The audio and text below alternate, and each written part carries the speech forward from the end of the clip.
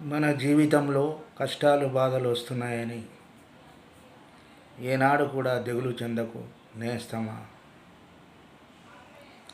కష్టాలు బాధలు అనేటటువంటివి శాశ్వతమైనటువంటివి కావు. కష్టాలు బాధలు వస్తున్నాయంటే మనకు రాను రాను అన్ని శుభాలే కలుగుతాయి. అంటే మనకు కష్టం వస్తుందంటే దాని నుంచి ఏ విధంగా బయటపడాలి అనేటటువంటి ఆలోచన కలుగుతుంది. అదేవిధంగా భగవంతుడు అనేటటువంటి వాడు కష్టాలను ఎప్పుడు కూడా ఉండేటట్లు చూడడు. ఎవరైతే కష్టాలను ఎదుర్కొంటారో, ఎవరైతే బాధలను ఎదుర్కొంటారో అప్పుడు భగవంతుడు మన యొక్క కష్టాలను తీరుస్తాడు, మన యొక్క బాధలను తీరుస్తాడు. అందుకోసం కష్టం వచ్చింది అనేటటువంటి భయం ఎప్పుడు కూడా ఉండొద్దు. మన యొక్క మనసులో ఆందోళనను ఉంచుకోవద్దు. ఈనాటి కష్టమే రేపటి సుఖం. అంతేకాని కష్టం వచ్చిందని బాధపడుతూ కుమిలిపోతూ ఉంటే మన జీవితంలో ఏనాడు కూడా అభివృద్ధి చెందలేం. ఏదైనా కూడా కాలం అనేటటువంటిది ఒకటి ఉంటుంది. ఆ కాలమే అన్నిటినీ పరిష్కరిస్తుంది. భగవంతుడు అన్నిటిని కూడా చూస్తూ ఉంటాడు. ఈరోజు మనకు అధికారం ఉందని 10 మందిని భయపెట్టవద్దు. అధికారం ఉంటే 10 మందిని ఆదుకోవాలి. ఆ విధంగా ఆదుకున్నవాడి నిజమైనటువంటి ఆప్తుడు. అప్పుడు భగవంతుడు కూడా మనకు మంచిని కలుగజేస్తాడు. అందుకోసం కష్టాలు బాధలు అనేటటువంటివి కలకాలం ఉండేటటువంటివి కావు. ఎందుకోసం అంటే ఎందరో మహానుభావులు ఆ కాలంలో కూడా, మన పురాతన కాలం నుంచి కూడా చూసుకున్నట్లయితే కష్టాల నుంచి బాధలు అనుభవించి బయటపడినటువంటి వాళ్ళే. పురాతన కాలంలో రామాయణం చూసుకున్నట్లయితే శ్రీరాముడు ఎన్నో కష్టాలను బాధలు పడ్డాడు. అంటే శ్రీరాముని పడినటువంటి కష్టం మనమెంత. ఆయన గొప్ప మహారాజు అయి ఉండి కూడా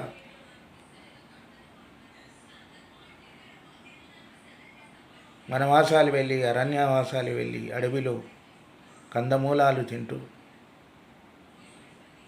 ఎన్నో బాధలను అనుభవించాడు. మరియు మన యొక్క జీవితంలో మనమెంత. రాముడు కష్టపడ్డా, బాధలు పడ్డా ఎంతో సహనంతో ఓర్చుకొని ఎన్ని బాధలు వచ్చినా ఎదుర్కొనేటటువంటి వాడి నిజమైనటువంటి మానవుడు అని తెలియజేశాడు శ్రీరాముడు. అంటే రాముని కంటే గొప్పవాళ్ళమా మనం? మన యొక్క జీవితంలో కూడా ఎన్నో కష్టాలు వస్తాయి, బాధలు వస్తాయి. వచ్చినా కూడా ధైర్యంగా ఎదుర్కొనగలిగినటువంటి వాడి మనిషి. ఇప్పుడున్నటువంటి కాలంలో చిన్న విషయాలకు కూడా బాధపడి ఎన్నెన్నో అఘాయిత్యాలు చేసుకునేటటువంటి వాళ్ళు మనం రోజు కూడా చూస్తూనే ఉంటాం. కానీ అది మన జీవితానికి సరైనటువంటి ముగింపు కాదు. మనం 10 మందికి ఆదర్శం కావాలి. అంటే మన కష్టాలు బాధలను చూసినటువంటి వాళ్ళు, అరే వీడు ఎంతో కష్టపడుతున్నాడు, ఎన్ని బాధలు పడుతున్నాడు అని వాళ్ళ యొక్క మనసులో అనుకొని, మరియు మళ్ళీ మనం సుఖపడినప్పుడు వాళ్ళు అనుకుంటారు, ఇతను తన యొక్క జీవితంలో ఎన్నో కష్టాలు పడ్డాడు, ఎన్నో బాధలు పడ్డాడు, ఆయన జీవితంలో ధైర్యంగా నిల్చొని ఎన్ని కష్టాలు బాధలు వచ్చినా కూడా వాటిని ఎదుర్కొని ఈనాడు ఆదర్శంగా నిలిచాడు అనేటటువంటిది మనకు పేరు వస్తుంది. అంతే తప్ప చిన్న చిన్న విషయాలకు కృంగిపోవడం అనేటటువంటిది ఉండొద్దు. రామాయణంలో ఆనాడు రాముడే చూపించాడు మనకు. కష్టాలు బాధలు వచ్చినా కూడా ఈ విధంగా నడవాలి, ఈ విధంగా ఉండాలని రాముడు తన యొక్క జీవితంలో మనకు తెలియజేశాడు. రామచరిత్రే మనకు ఆధారం.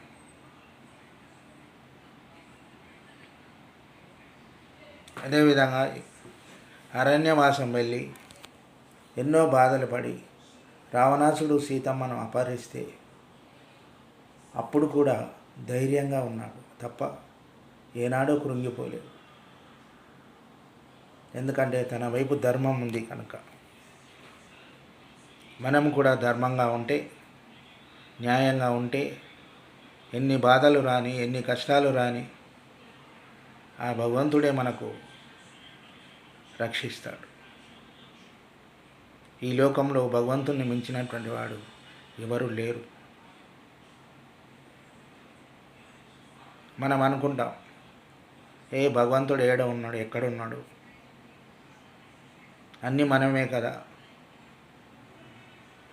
పని చేసుకుంటున్నాం, బతుకుతున్నాం, కానీ భగవంతుడు మనకేం పెడుతున్నాడు అని అనుకునే వాళ్ళు చాలామంది ఉంటారు.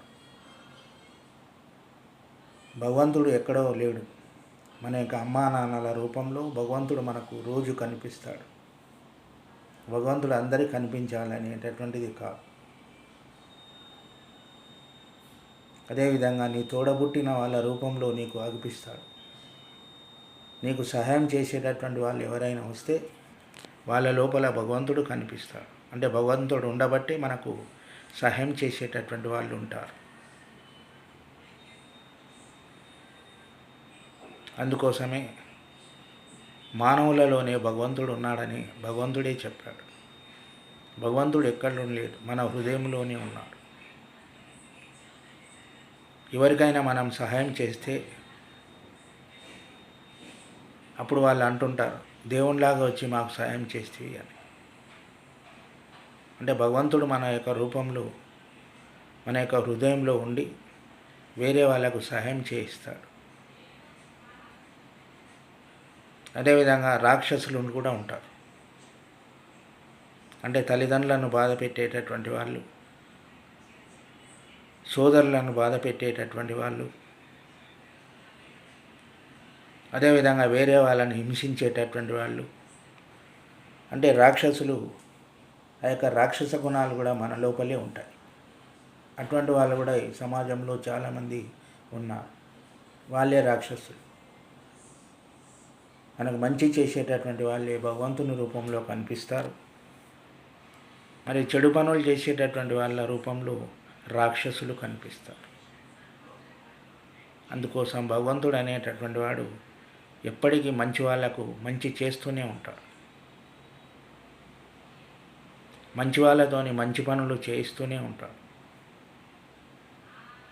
అంతేగాని భగవంతుడు లేడు లేడు అనేటటువంటి వాళ్ళు మూర్ఖులు.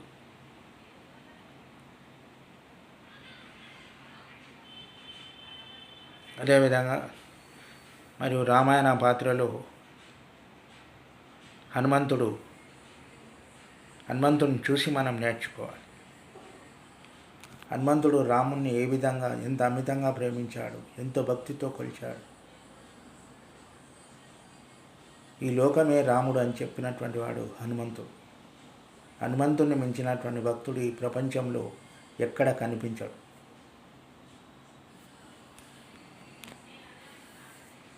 మరి హనుమంతుడు అంత గొప్పవాడు.